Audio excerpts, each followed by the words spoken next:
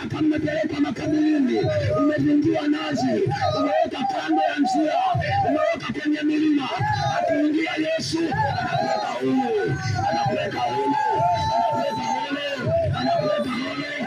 Haleluya! Neno hili ni ajabu sana. Wengine tulikuwa tumezungwa, ulikuwa huwezi kaingia kwenye mtaa, maana umezungukwa na wimbi la wachawi.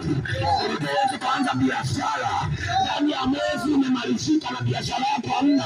Ni hasara, maana umepelekwa kutambikiwa kwa wachawi, umetambikiwa kwa waganga wa kienyeji. Tulipompokea Yesu akawa Bwana na Mwokozi wa maisha yetu, kama ninavyohubiri hapa leo, ametufanya vyombo vya ajabu sana, ametufanya mambo ya thamani, ametufanya mambo ya gharama. Hatuko kawaida tena, mapepo yakitutazama yanaogopa wenyewe, maana mwanaume yuko ndani yetu. Haleluya! Ukimpokea leo atakusaidia. Haleluya, haleluya! Hii ni jioni ya baraka na ajabu.